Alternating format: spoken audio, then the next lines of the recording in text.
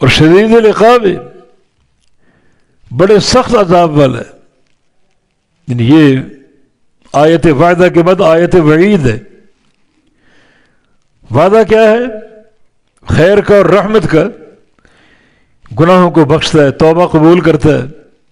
اور وعید بھی سن لو، اگر تم گناہ نہیں بخشواتے، توبہ نہیں کرتے، اپنے کفر پر معصیتوں پر اصرار کرتے ہو، تو پھر شدید العقاب، اللہ تعالیٰ سخت عذاب والا ہے.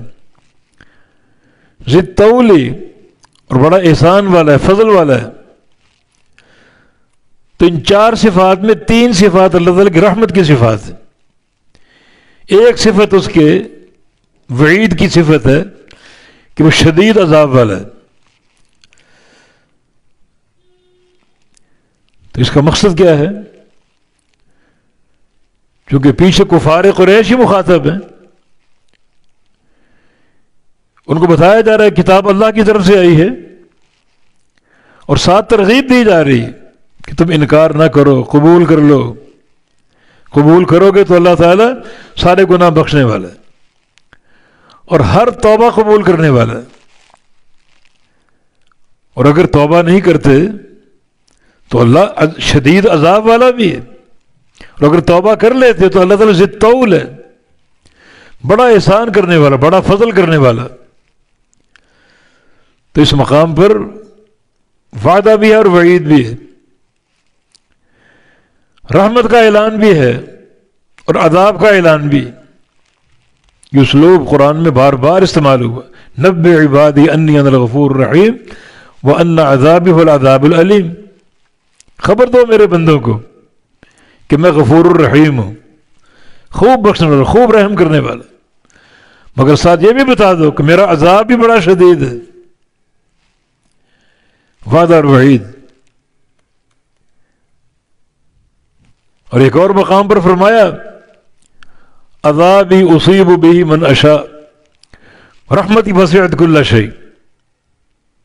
میرا عذاب بھی ہے، جس کو چاہوں دوں، رحمت بھی ہے جو ہر شے کو وسیع ہے. تو عذاب کا ذکر ہے، گویا یہ آیت وعید ہے، اور رحمت کا ذکر یہ آیت وعدہ.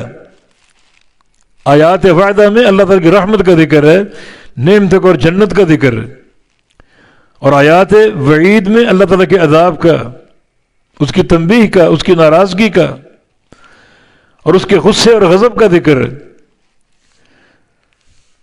تو عذاب جس کو چاہوں دوں، اور رحمت کا نطاق بڑا وسیع ہے، جس سے یہ ثابت ہوا کہ اللہ تعالیٰ کی رحمت کا معاملہ انتہائی کشادہ، انتہائی وسیع، جس کی وہ عملی دلیل سب سے بڑی قیامت کے دن جب جہنم بار بار کہے گی حل من مزید، حل من مزید، یا اللہ اور لوگ بھیج، میرا پیٹ نہیں بھرا ابھی، اور لوگ بھیج، حتیٰ کہ سارے جہنمی جہنم میں جا چکے ہوں گے. تو اللہ پھر کیا کرے گا؟ جہنم تو حل من مزید پکار رہی، اور بھیج، اور بھیج، اور بھیج. تو اللہ تعالیٰ اپنا قدم جہنم میں داخل کرے گا، جس سے وہ سکڑ جائے گی،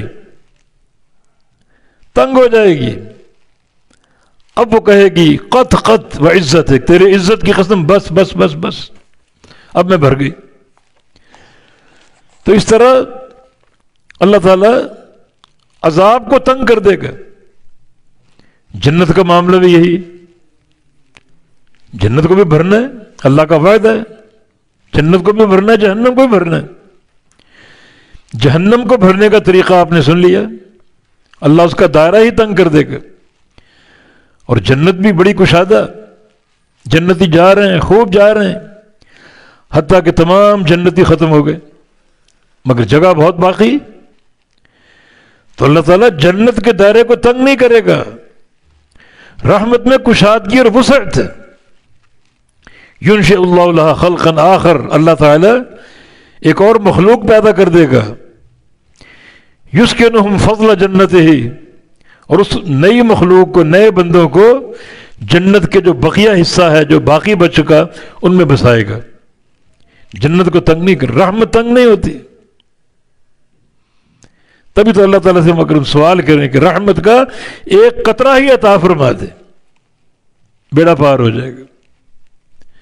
رحمت کا دائرہ تنگ نہیں ہوتا، اللہ جہنم کو تنگ کر دے گا، لیکن جنت اللہ ایک نئی مخلوق پیدا کر کے ان کو بسائے گا، جنت کو تنگ نہیں کرے گا، اللہ کی رحمت ہے وہ۔